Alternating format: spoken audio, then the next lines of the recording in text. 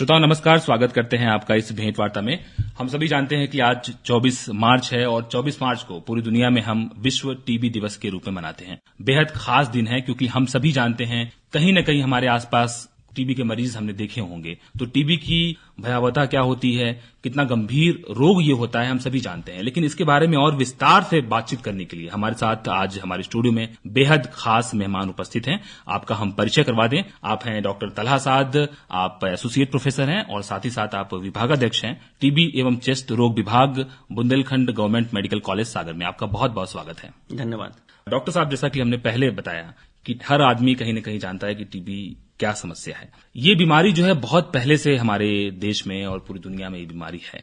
लेकिन बहुत सी बीमारियां वक्त के साथ आती हैं, चली जाती हैं। स्मॉल पॉक्स हम सभी जानते हैं कि आई और चली गई, लेकिन टीबी के साथ क्या ऐसी बात है, ये बीमारी आज तक हमारे बीच, हमारे समाज में, हमारे जीवन में बनी हुई है? ये बहुत ही अच्छा सवाल आपने पूछा है कि ऐसी क्या खास बात है कि इतने पुराने लंबे समय से ये जो टीबी की बीमारी है वो खत्म ही होने का नाम नहीं ले रही होती है। अभी जो इतनी विषम परिस्थिति में इतनी बड़ी महामारी लेकर के कोरोना की बीमारी आई, लेकिन उसमें भी जो है काफी अपनी तबाही मचाने के पश्चात उसकी तीव्रता कम होते चली गई और एक ऐसी स्थिति आज के समय में निर्मित हो चुकी है कि कोरोना के जो संक्रमित मरीज हैं उनके मरने की जो संख्या है वो बेहद कम से हो गई है और वो ना के बराबर होते चली जा रही है। लेकिन ये टीबी एक ऐसी बीमारी है जो कि हजारों साल से चली आ रही है और इसके साक्ष्य जो है पुराने खंडरों में मिलते हैं और पुराने जो किताबें हैं उनमें मिलती हैं। और जैसा कि अभी आपने बताया कि कई जाने माने लोग जो है इस गंभीर बीमारी से संक्रमित हुए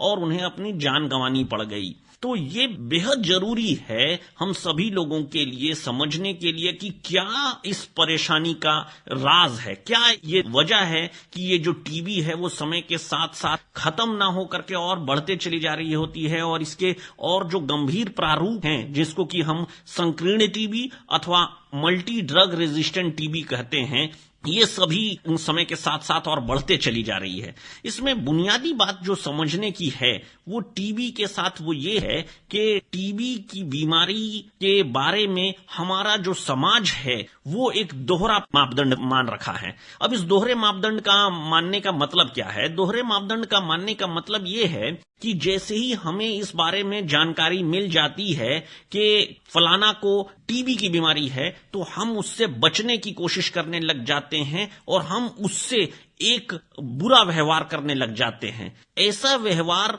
और ऐसी बातों से होता ये है कि दूसरे लोग ये समझ लेते हैं कि अगर हमने अपनी इस बीमारी के बारे में किसी को भी बता दिया तो वो लोग हमसे घृणा करने लग जाएंगे। और यही सबसे बड़ी वजह है कि टीबी की बीमारी लोग छुपाते हैं और सही तरीके से दूसरे डॉक्टर को या अपने परिवार को या और दूसरे अपने दोस्तों से इस बारे में नहीं बताते हैं। और होता दरअसल ये है कि इसकी वजह से जो परेशानी आ रही होती है, जो उनकी तबीयत खराब हो रही होती है, तो वो किसी ऐसे जगह पे ही दिखा लेने की कोशिश कर लेते हैं जहां पर उन्हें कोई स्पेशलिस्ट सेवा नहीं मिल पा रही होती है और उनकी बीमारी थोड़े समय के लिए तो जरूर दब सी जाती है, लेकिन वो लंबे समय में लिए उनके लिए बेहद घातक हो जाया करती है। जब उनकी स्थिति अत्यंत गंभीर हो जाती है, खुद की स्थिति अत्यंत गंभीर हो जाती है और उनका काम वहां पर लोकल स्तर पे नहीं चल पा रहा होता है, तब वो स्पेशलिस्ट सेवा लेने के लिए बड़े अस्पताल पहुंच पा रहे होते हैं। लेकिन ये सिर्फ उन्हीं तक ये बीमारी सीमित नहीं रह जाती है। होता दरअसल ये है कि ये जो वो सफर तय कर रहे होते हैं, जो कि उनकी पहले लक्षण से लेकर के उनके गंभीर होने तक का, इस बीच में वो कई और दूसरे अपने परिवारजन को और परिवार के अलावा और दूसरे जन जिनसे कि उनका भेंट होता है, उन सबको ये बीमारी वो फैला चुके होते हैं। बुनियादी बात जो कि मैं आपको समझाना, आपके माध्यम से बताना चाहता हूं, वो ये है कि टीबी के बीमार जो मरीज हैं उनके साथ घृणा मत करिए, उनके साथ भेदभाव मत करिए। ऐसा करेंगे तो आप इस बीमारी को लंबे समय में बढ़ावा दे रहे होते हैं, क्योंकि लोग अपनी इस बीमारी को छुपा रहे होते हैं। अब इस टीबी की बीमारी को अगर देखेंगे तो टीबी की बीमारी को दो तरीके से आप समझ सकते हैं। एक वो लोग होते हैं जो लोगों को टीबी का मात्र इन्फेक्शन है, और एक वो लोग हैं जिनको की टीबी की बीमारी है। अब आप बोलेंगे कि इस टीबी के इन्फेक्शन और टीबी के बीमारी में अंतर क्या होता है, तो इसको आसान तरीके से ऐसे समझ सकते हैं कि वो लोग जिनमें की इस बीमारी के होने के पश्चात कोई विशेष लक्षण ना हो, इनको टीबी का इन्फेक्शन है। और जिन लोगों में विशेष लक्षण मौजूद हो रहे होते हैं, और विशेष लक्षण क्या क्या टीबी में मिल सकते हैं, वो है कि 2 हफ्ते से अगर ज्यादा खांसी चल रही हो, खखार आ रहा हो, बुखार बना हुआ हो, भूख नहीं लग रही हो और अत्यधिक शरीर का टूटना हो, तो इन सभी लक्षण अगर किसी व्यक्ति में मिल रहे हो या इनमें से कोई एक भी लक्षण अगर ज्यादा मिल रहा हो, तो अपने नजदीकी स्वास्थ्य केंद्र अथवा मेडिकल कॉलेज में 12 नंबर में जरूर से आकर के उन्हें दिखाना चाहिए। अब ये टीबी का इन्फेक्शन और टीबी के बीमारी को आसान तरीके से समझने के लिए मैं आपको बता सकता हूं कि फर्ज करिए कि कोई बदमाश को किसी जेल में आपने बंद कर रखा है, वो जेल की सलाखों के पीछे है, वो बदमाश जरूर है लेकिन वो जेल की सलाखों के पीछे है, वो बाहरी समाज में कोई आतंक नहीं फैला रहा है, बाहरी समाज के लिए कोई भी वो विषम परिस्थिति उत्पन्न नहीं कर रहा है। ऐसी स्थिति में उस बदमाश को जेल के अंदर जाकर के गोली मारने की कोई जरूरत नहीं हो रही होती है। सो यही एक स्टेज है जहां पर कि शरीर का रोग प्रतिरोधक क्षमता टीबी का जो जीवाणु है, जिसको माइकोबैक्टीरियम ट्यूबरक्लोसिस कहते हैं, उसको अपनी रोग प्रतिरोधक क्षमता से एक समझिए जेल में बंद कर रखा होता है। ऐसी स्थिति में आपके द्वारा बाहर से कोई अलग से दवाई विशेष तौर पे खाने की आवश्यकता नहीं है, क्योंकि वो बदमाश, वो जो माइकोबैक्टीरियम ट्यूबरक्लोसिस है, वो जो कीटाणु है जो टीबी करा रहा होता है, उसको शरीर का रोग प्रतिरोधक क्षमता अच्छे तरीके से साध रखा है, वो उस तरीके से उसे बांध करके रखे हुआ है। ऐसी स्थिति में कोई भी अलग से विशेष तौर पे दवाई खाने की आवश्यकता नहीं है, और यही स्टेज को इन्फेक्शन का स्टेज कहते हैं। और आपकी जानकारी के लिए बता दूं कि 140 करोड़ की जो हिंदुस्तान की आबादी है, उसमें 45 करोड़ आबादी को टीबी का इन्फेक्शन है। टीबी के इन्फेक्शन के लिए हम अलग से दवाइयों का कोर्स नहीं कर रहे होते हैं, जबकि रोग प्रतिरोधक क्षमता जो शरीर का होता है वो उस कीटाणु को पकड़ पाने में, कंट्रोल कर पाने में पूरी तरह से सक्षम ना हो पाए, और वो कीटाणु जो माइकोबैक्टीरियम ट्यूबरक्लोसिस है वो शरीर में उसकी संख्या बढ़ते चली जाए,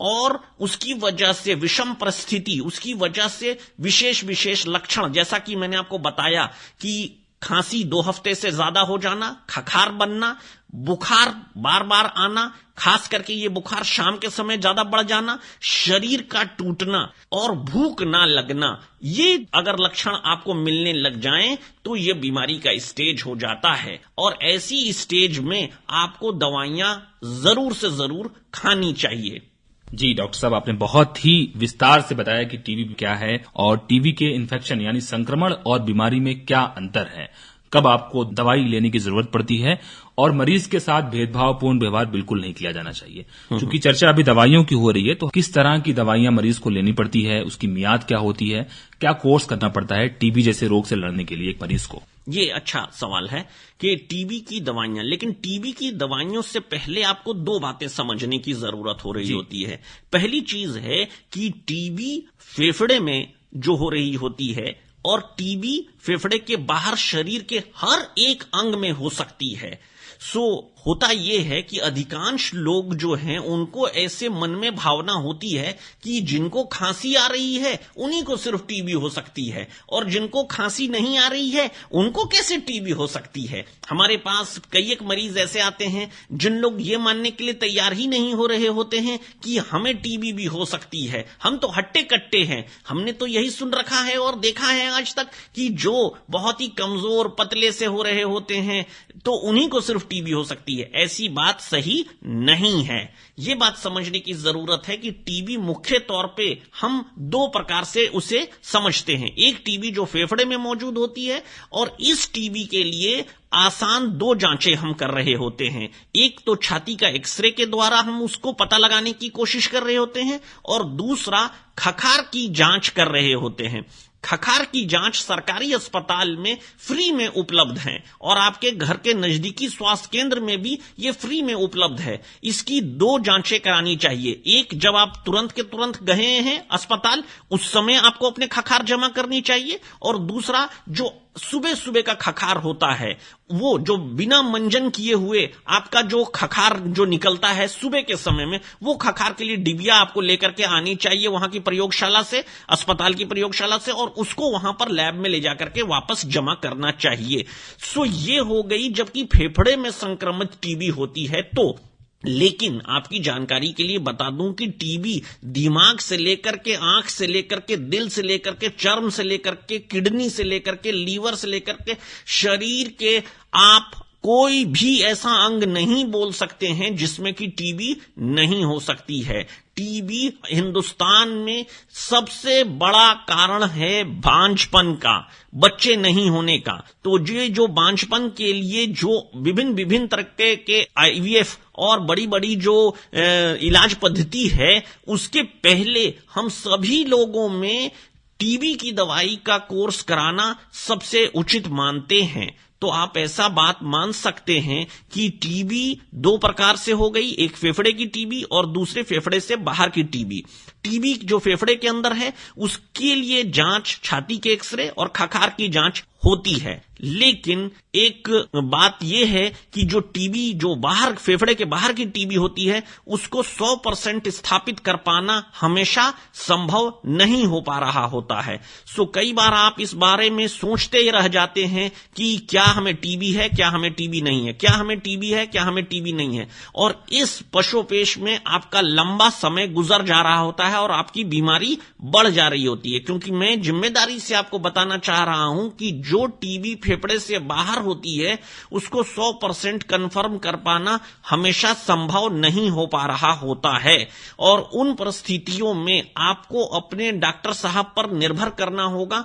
कि जैसा वो सलाह दे रहे हैं उसी के अनुसार आपको टीबी की दवाइयां शुरू कर लेनी चाहिए और उसका पूरा कोर्स करना चाहिए। मैंने ऐसे कई मरीज देखे जिनको की आंख में टीबी थी और उन्होंने काफी विलंब कर दिया और टीबी की दवाई उन्होंने शुरू नहीं करी, क्योंकि वो इस बात को मानने के लिए ही तैयार नहीं हुए कि उनको आंख में टीबी हो भी सकती है, और इसी वजह से हुआ ये कि उनको आंख की रोशनी से हाथ धोना पड़ गया। अब जब टीबी की बात स्थापित हो जाती है, चाहे वो डॉक्टर साहब ने अपने अनुभव के अनुसार बताया या फिर जांचों के आधार पे वो टीबी कंफर्म होकर के आ गया, तो टीबी की दवाई शुरू करनी ही चाहिए। और टीबी के लिए बेहद जरूरी है इसका सही इलाज और पूरा इलाज। अब जो सही इलाज वाली बात हो रही होती है वो दरअसल ये है कि टीबी दो प्रकार से आप देख सकते हैं। एक जो कि सामान्य टीबी हो रही होती है जिसके लिए 6 महीने का कोर्स करने की जरूरत होती है,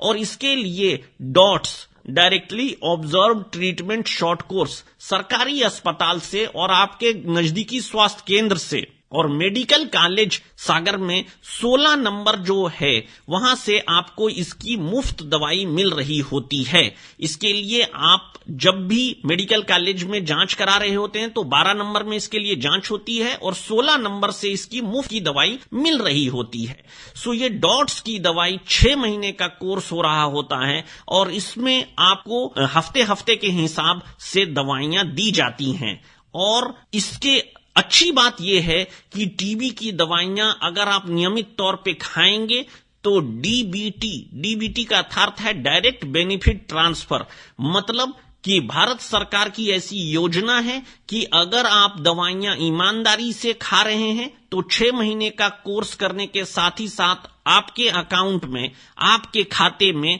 भारत सरकार द्वारा पैसा भी भेजा जाता है और आपको पौष्टिक आहार लेने के लिए ये पैसे की सुविधा भी मिल रही होती है। जो दूसरी बात हो रही होती है वो है संकीर्ण टीबी अथवा मल्टी ड्रग रेजिस्टेंट टीबी। उसके दवाइयों का कोर्स ज्यादा लंबा हो रहा होता है और उसकी दवाइयां भी थोड़ी संख्या ज्यादा हो रही होती है। सो जो दवाइयां हैं जो सामान्य टीबी की, वो भी वजन के अनुसार दी जा रही होती हैं। आपका जितना भी वजन होता है उसके अनुसार 2 गोली दिन भर में, या 3 गोली दिन भर में, या 4 गोली दिन भर में, या 5 गोली दिन भर में, ये उसके अनुसार ही, वजन के अनुसार ही तय किया जाता है। चाहे वो छोटे बच्चे हों या बड़े लोग हों, उन सभी में वजन के अनुसार ही ये दवाइयों की संख्या तय की जाती है। और इसी तरह से एमडीआर या संकीर्ण टीबी की भी दवाइयों में भी वजन के अनुसार ही दवाइयां या गोली की संख्या तय की जाती है। जी डॉक्टर साहब, आपने दवाइयों के बारे में बताया, बहुत विस्तार से बताया आपने, और ये भी बताया कि टीबी सिर्फ फेफड़े की बीमारी नहीं है, शरीर के किसी दूसरे अंग में भी हो सकती है। इसलिए ये मिथक कि सिर्फ फेफड़े की बीमारी टीबी है, इससे बाहर निकलना बहुत जरूरी है। डॉक्टर साहब, यहां पर हम एक चीज और जानना चाहेंगे कि बहुत सारे ऐसे मरीज होते हैं जो टीबी का इलाज शुरू करते हैं और उन्हें शुरुआती फायदा हो जाता है, लेकिन कुछ समय के बाद वो दवाएं छोड़ देते हैं। फिर उन्हें लक्षण बहुत आने शुरू हो जाते हैं, उनको शुरू में लगता है कि आराम हो गया। इसलिए यहां पर यह स्थापित करना कि दवाई का सही दवाई और पूरी दवाई यानी पूरा इलाज करना बहुत जरूरी है, कितना महत्वपूर्ण है? ये बहुत जरूरी है, ये बहुत जरूरी है। और मैं इसके लिए आपसे 10 बार बोल सकता हूं कि ये बहुत जरूरी है, क्योंकि काफी लंबे समय से आप मेरे को देखते चले आ रहे हैं। मैं काफी मरीजों को समझाने और बताने की कोशिश कर रहा होता हूं, और मेरे इतने जिम्मेदारी से मरीजों को बताने के पश्चात भी कि इसका दवाई का पूरा कोर्स करना आपके लिए बेहद जरूरी है, पूरी जिम्मेदारी से आपसे कह रहा हूं कि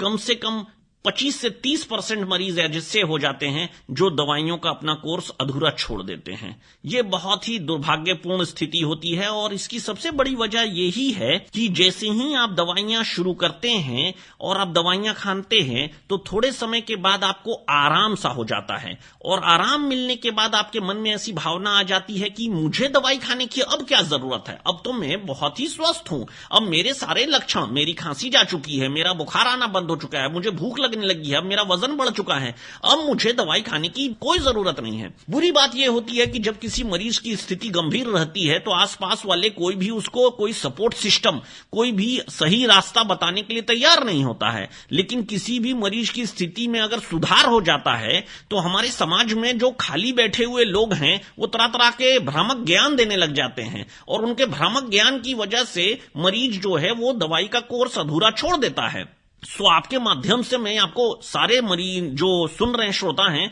उनको बताना चाहूंगा कि ये 6 महीने का कोर्स आपको बिल्कुल ईमानदारी से कंप्लीट करना चाहिए। और अगर ऐसी स्थिति डॉक्टर साहब जो आपको इलाज कर रहे हैं उनको ऐसा लगता है कि इसमें 2 महीने 3 महीने या 6 महीने का कोर्स और बढ़ाने की आवश्यकता है, तो उनके विवेक पे आपको भरोसा करना होगा, और जैसा वो बता रहे हैं उसके अनुसार आपको 2 महीने 3 महीने या 6 महीने का अपना कोर्स को और बढ़ाने की भी जरूरत है। सो ये बेहद जरूरी है, जैसा कि अभी आपने बताया कि दवाइयां जो है उसको पूरा कोर्स करने की जरूरत है और सही दवाइयां खाने की जरूरत है। अगर डॉक्टर साहब ने 5 गोलियां दिन भर में कही हैं तो आप उसमें की स्थिति नहीं बना सकते हैं कि डॉक्टर साहब आपने 5 बोला, हम 3 बोलते हैं, चलो तय कर लेते हैं कि 4 गोली दिन भर में खाएंगे। तो ऐसा करने से कुछ आपको लाभ नहीं होगा, क्योंकि अधिकांश समय में मैं ऐसा देखता हूं कि मरीज कहता है कि देखिए डॉक्टर साहब आपकी बात तो रखे थे, दवाई तो खाए थे, लेकिन खाए तो थे लेकिन कुछ कम खाए थे।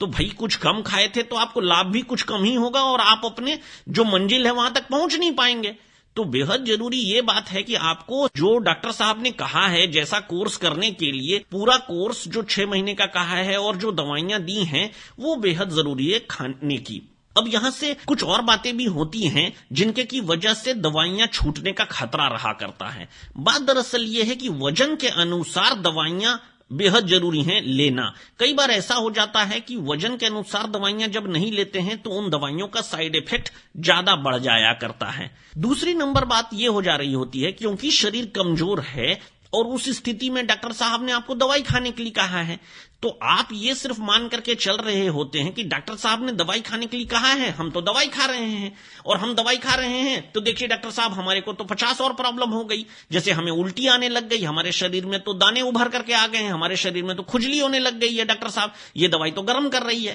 पर सच बात यह है कि इस दवाई के साथ साथ जो आपका खान पान है उसको तो सुधार करना होगा। अगर आप सोचेंगे कि आधी रोटी खा करके आप इतनी सारी दवाइयां खा लेंगे तो ठीक तो होने नहीं रहेंगे आप। बात यह है कि आपकी बीमारी ये तय हो गई है कि आपको टीबी है, और टीबी की दवाई जो आपको 4 गोली अगर खानी है तो खानी है, उसमें कोई आप कम ज्यादा कुछ नहीं कर सकते हैं, वो आपको खानी ही पड़ेंगी। लेकिन उसके साथ साथ आपको पौष्टिक आहार लेने की जरूरत है। और पौष्टिक आहार का मतलब ऐसा मत समझ लीजिए कि बहुत ज्यादा कुछ महंगा खाना पीना खाने की जरूरत है। मेरा तो आपसे निवेदन है कि घर में अगर आपके दाल बनता हो, आपके घर में रोटी है, तो दाल रोटी खाइए। ये दाल रोटी को ही जितना आप मैक्सिमम खाने की कोशिश कर सकते हैं, खाने की कोशिश करिए। दूसरी नंबर बात यह है कि आप उसको, जैसा कि और दिनों में आप सुबह और शाम खाते थे, वैसी स्थिति मत मान करके चलिए। आप ऐसा कर लीजिए कि उसको छोटे छोटे टुकड़े में, छोटे छोटे समय पे आप उसको 2 घंटे बाद 2-2 घंटे के अंतराल पे आप उसको खाने की कोशिश करिए। जो भी उपलब्ध है आपके घर में, गुड़ उपलब्ध है तो गुड़ घी रोटी खा लीजिए, प्याज रोटी खा लीजिए, दाल रोटी खा लीजिए, खा लीजिए, बस खा लीजिएगा। अगर आपका पेट भरा रहेगा तो मैं आपको जिम्मेदारी से बोल रहा हूं कि जो फायदा आपको 5% दूसरे मात्र दवाई खाने से मिलेगा, अगर आपका पेट भरा रहेगा और आप खाते पीते रहेंगे तो उससे 100% ज्यादा आपको फायदा मिलेगा, और साथ ही साथ उसके साइड इफेक्ट्स भी नहीं होंगे, और आपकी दवाई छोड़ने की संभावना भी बेहद कम हो जाएगी। तीसरे नंबर बात यह हो रही होती है कि कई बार जो ये टीबी की बीमारी हो रही होती है वो कुछ एक कारणों की वजह से और ज्यादा भयावह और ज्यादा गंभीर और ज्यादा संकीर्ण हो जा रही होती है, और उन परिस्थितियों में दवाई जो है अपना अच्छा असर नहीं दिखा पा रही होती है। इसमें 2 बस खास बातें हैं, एक है दारू, एक है अल्कोहल, एक है मदिरा। अगर इसका कोई सेवन कर रहा है लंबे समय से तो उसकी वजह से उसका शरीर का रोग प्रतिरोधक क्षमता कम हो जा रहा होता है, और उसका शरीर का रोग प्रतिरोधक क्षमता जब कम हो जा रहा होता है तो कीटाणु की संख्या और ज्यादा तेजी से बढ़ रही होती है, और उसमें दवाई सही से काम नहीं कर पा रही होती है। तो सबसे जरूरी चीज है कि आपके दारू को छोड़ना, आपके मदिरा को छोड़ना, आपके अल्कोहल को पूरी तरह से त्यागना, यह सबसे जरूरी चीज हो रही होती है। दूसरी चीज है शुगर की बीमारी। जो डायबिटीज या शुगर की बीमारी है, ये भी टीबी की बीमारी को काफी ज्यादा बढ़ावा दे रही होती है। आप आसान तरीके से समझ सकते हैं कि अगर आपके घर में खाना ज्यादा से ज्यादा हो तो अड़ोस पड़ोस के सारे लोगों को अगर ये बात पता चल जाए कि आपके घर में आज केक बना है या कोई और अच्छी मिठाई बनी है, तो क्या होगा? अड़ोस पड़ोस मोहल्ले के सारे लोग जुट जाएंगे। तो बस वही वाली स्थिति निर्मित हो जाती है। जब आपके शरीर में, खून में शुगर की मात्रा बढ़ जा रही होती है तो कीटाणु लोगों के लिए एक पार्टी के जैसा हो जा रहा होता है कि वाह बढ़िया है, यहां पर तो और ज्यादा से ज्यादा शुगर की मात्रा बढ़ी हुई है खून में, तो हम सब लोग यहां और ज्यादा अपनी संख्या बढ़ा सकते हैं। इसी वजह से अगर आपका शुगर, आपकी डायबिटीज अगर कंट्रोल में ना हो तो आपकी दवाइयों के फेल हो जाने की संभावना बढ़ जा रही होती है। तो पहली चीज तो दारू है, मदिरा है, जो आपके हाथ में है त्यागने के लिए, उसको त्यागना होगा। और दूसरी चीज है कि अगर आपको शुगर की बीमारी है तो आप अपने डॉक्टर साहब जो इलाज कर रहे हैं उनको जरूर से जरूर ये वाली बात बताएं कि डॉक्टर साहब हमें ये शुगर की बीमारी है और उसकी नियमित तौर पे जांचें और दवाइयां खाते रहनी चाहिए। अगर आप ये दवाइयों का सही तरीके से ले नहीं रहे होते हैं तो इससे आगे के जो सबसे बड़ी संभावना बनती है, जो सबसे बड़ी समस्या बनती है, वो है मल्टी ड्रग रेजिस्टेंट टीबी अथवा संकीर्ण टीबी। अब यह संकीर्ण टीबी या मल्टी ड्रग रेजिस्टेंट टीबी का मतलब यह होता है कि जो सामान्य टीबी की जो दवाई थी, जैसा कि मैंने आपको बोला कि वो 6 महीने की दवाई हो रही होती है, वो अगर आपने सही तरीके से नहीं खाई तो आपके शरीर में ऐसे कीटाणु बन जा रहे होते हैं जो कि वो सामान्य टीबी की दवाइयों से कंट्रोल नहीं हो पाएंगे और उनमें ज्यादा बड़ी और ज्यादा गंभीर दवाइयों की जरूरत पड़ जा रही होती है। और ऐसी स्थिति को ही मल्टी ड्रग रेजिस्टेंट टीबी अथवा संकीर्ण टीबी कहते हैं। इसकी दवाइयों का कोर्स 9 महीने से लेकर के 24 महीने तक करने की आवश्यकता पड़ जा रही होती है और उनमें इंजेक्शन भी लगातार 6 महीने लगवाने की जरूरत होती है। सो आप अंदाजा लगा सकते हैं कि 6 महीने लगातार आपको इंजेक्शन लगवाना होगा और उन दवाइयों को भी जो है आपको लगातार 9 महीने से 24 महीने तक खाना पड़ेगा। अगर आप सामान्य टीबी का दवाई का कोर्स अच्छे तरीके से कर लेंगे तो 6 महीने के भीतर ही आप इससे फ्री हो जाएंगे और हमेशा के लिए इस टीबी की बीमारी से मुक्त हो जाएंगे और साथ ही साथ आप अपने परिवार वाले दूसरे जन को भी इस बड़ी बीमारी से बचा ले जाएंगे। जी, बहुत अच्छा फरमाया डॉक्टर साहब आपने कि सही समय पर सही दवाई और पूरी दवाई अगर ली जाए तो टीबी का इलाज संभव है और टीबी अगली अवस्था में यानी गंभीर अवस्था में, एमडीआर की अवस्था में और उससे आगे की अवस्था में नहीं जाता है। बहुत विस्तार से आपने बीमारी के बारे में, लक्षण के बारे में, दवा के बारे में, उपचार के बारे में और क्या रोकथाम के उपाय हो सकते हैं, कैसे आपको मदिरा पान इत्यादि से दूर रहना है, धूम्रपान से दूर रहना है और शुगर लेवल आपका कंट्रोल में होना चाहिए, इसकी समय समय पर जांच करवाना भी बहुत जरूरी है। और सबसे बड़ी बात कि डॉक्टर के विवेक के ऊपर आपको भरोसा रखना है, इलाज पूरा लेना है, संपूर्ण इलाज लेना है। और आपने बहुत अच्छा फरमाया कि टीबी का सही इलाज, पूरा इलाज, तभी टीबी हारेगा और देश जीतेगा। बहुत बहुत शुक्रिया अदा करना चाहते हैं डॉक्टर तलहा साद, एसोसिएट प्रोफेसर एवं विभागाध्यक्ष टीबी एवं चेस्ट रोग विभाग, बुंदेलखंड मेडिकल कॉलेज सागर से आप हमारे बीच आए। बहुत बहुत शुक्रिया। सही इलाज और पूरा इलाज, टीबी हारेगा, देश जीतेगा। जय हिंद, धन्यवाद।